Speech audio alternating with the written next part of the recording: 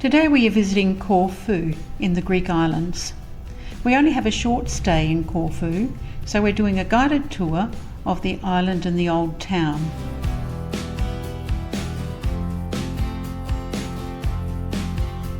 Our excursion is called Panoramic Corfu and Old Town Walking Tour. This excursion is offered by cruise ships in Corfu and is Vikings included excursion for cruises that stop in Corfu. I'm going to tell you what this excursion entails, including where we went, what we did, and how much walking and standing was involved. But even if you don't wish to do a tour, by watching the video to the end, I'll show you the sights of Corfu that you can visit at your own pace, and what you see and the things to look out for.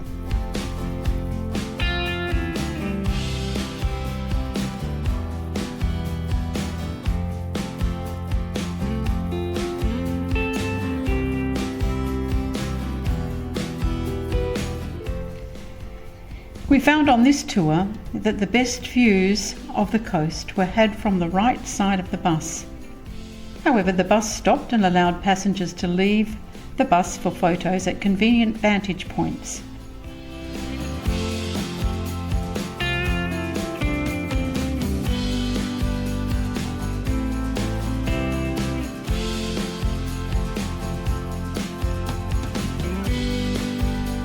The bus left the port and travelled inland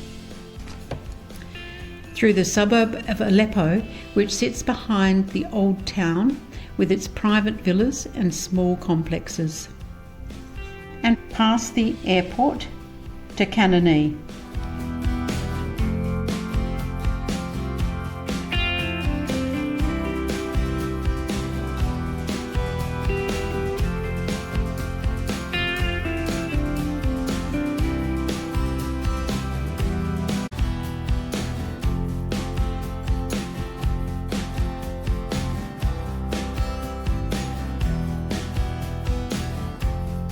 Along this part of the trip, we passed the gates of the Mon Repos Villa. Mon Repos was a former summer royal retreat, and several members of the European royalty have been born at Mon Repos, including the former Duke of Edinburgh, Prince Philip. Mon Repos is now a museum.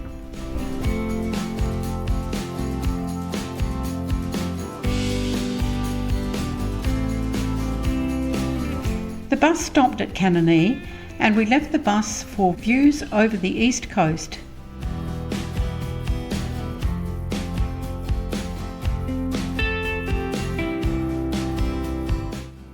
Kanoni is named after the old cannon which still occupies the site.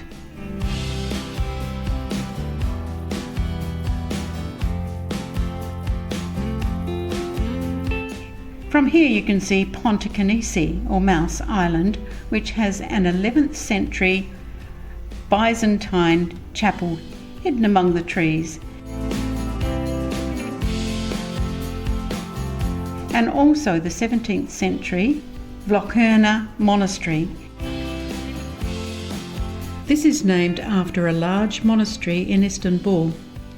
It is on an island closer to Kanoni and is connected to the mainland by a pedestrian bridge, which is flanked by fishing boats and small ferries that are used to access Mouse Island. Kanoni Lagoon was once the main port of the island. The airport now occupies the lagoon, and Kanoni is a popular place to watch planes land and depart.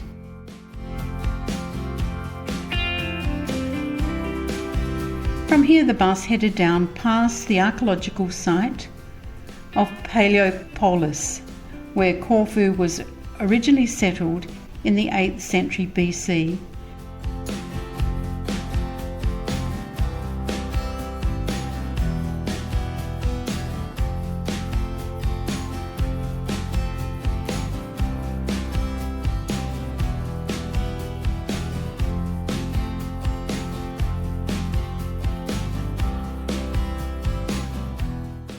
Past the ruins of an old Christian basilica.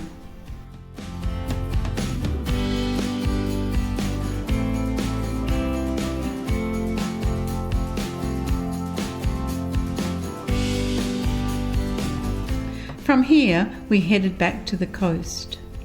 On this part of the trip, the bus stopped at Goritza Bay to allow photos to be taken of the old fortress.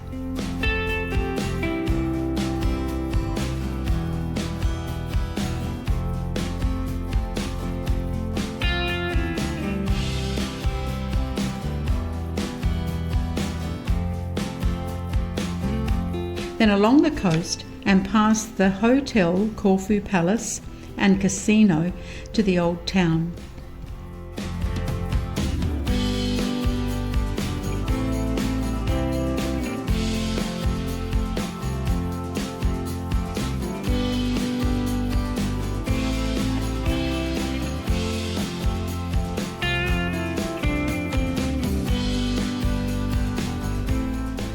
Goritza is the oldest suburb of Corfu and is named for the pottery that used to be produced here. The old town is a UNESCO World Heritage Site.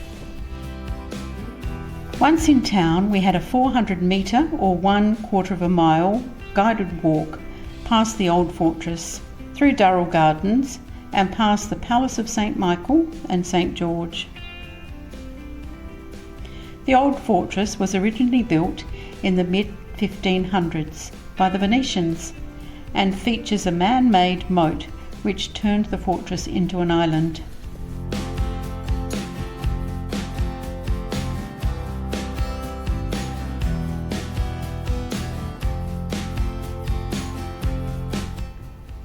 This fort successfully resisted 3 Ottoman sieges around the 16th and 17th centuries.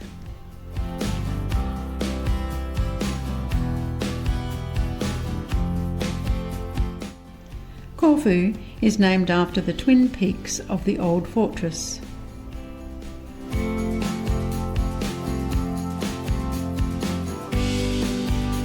Durrell Gardens lies between the old fortress and Spionata Square. A statue of Lord Guildford, who founded the Ionian Academy, stands at its entrance.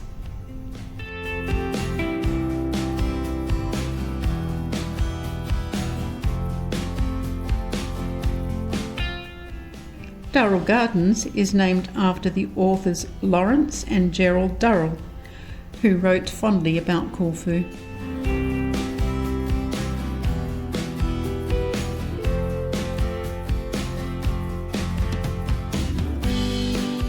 The church in these gardens, which was restored after bomb damage during the World War II, is popular for weddings and baptisms.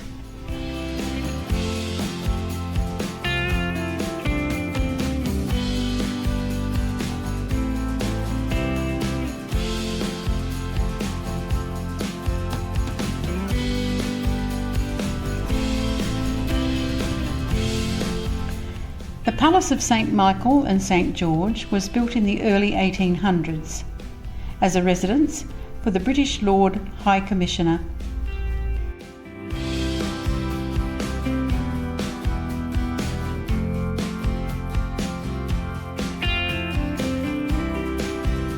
Also known as the Royal Palace or the City Palace, it was used by the Greek king after the union of Corfu with the Kingdom of Greece in 1864.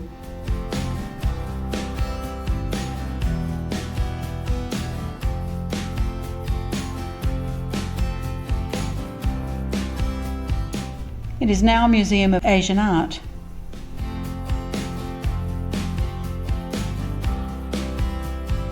From here we walked a short way into the narrow walkways of the old town.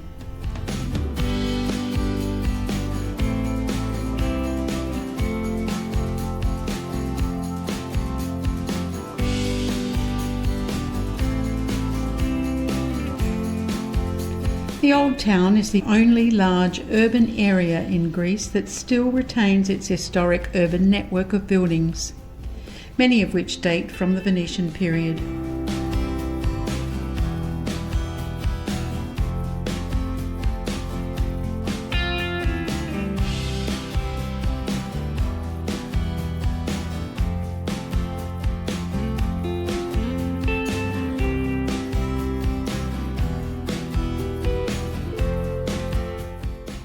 We stopped at the St. Spiridon Church, a Greek Orthodox church built in the 1500s.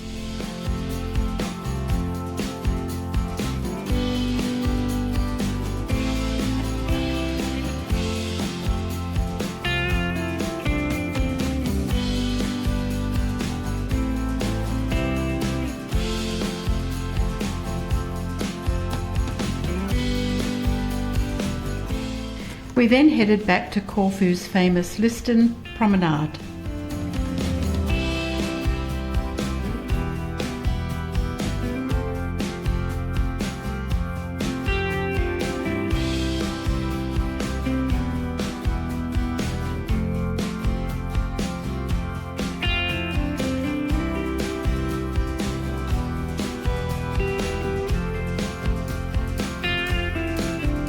At this point, can I ask you two things?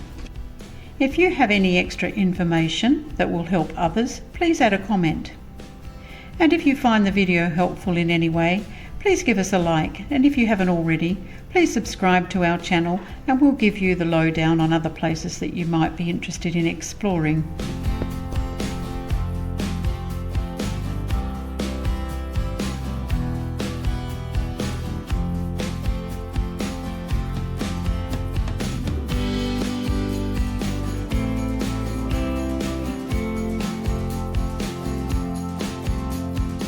Once at the Promenade, which is lined with cafes, we had about 1.5 hours to ourselves to further explore the old town and the parklands of Spironada Square, which is the largest square in Greece.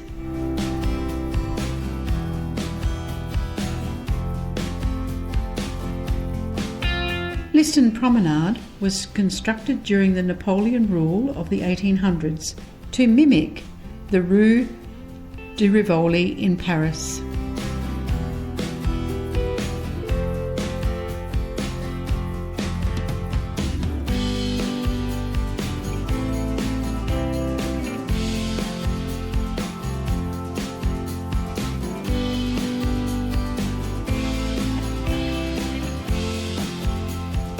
The cricket pitch in the square is a reminder of the love this city developed for the game of cricket while under the British rule.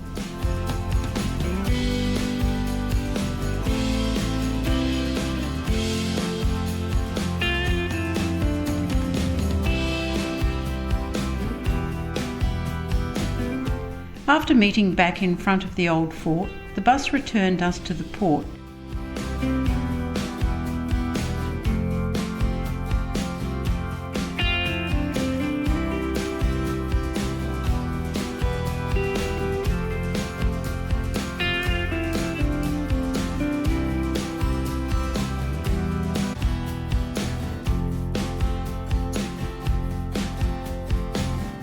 The bus returned us to the port entrance along the coast past the new fortress.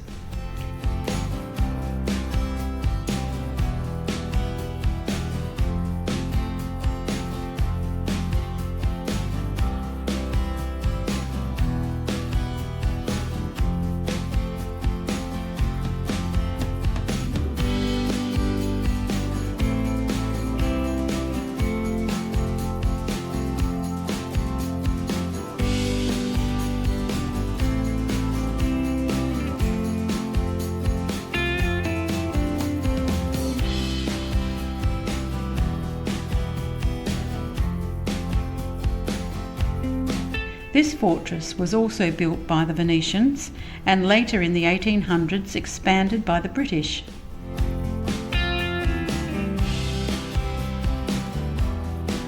This once housed 700 pieces of artillery that could reach as far as the Albanian coast.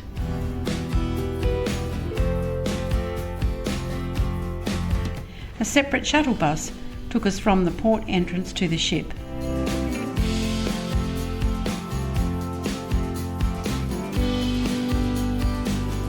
So that is our panoramic Corfu and Old Town walking tour excursion. You can't help but relax in the serenity of Corfu.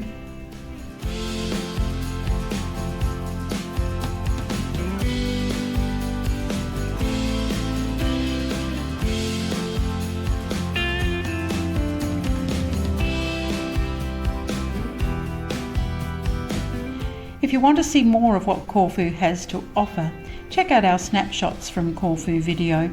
There is a link to this below.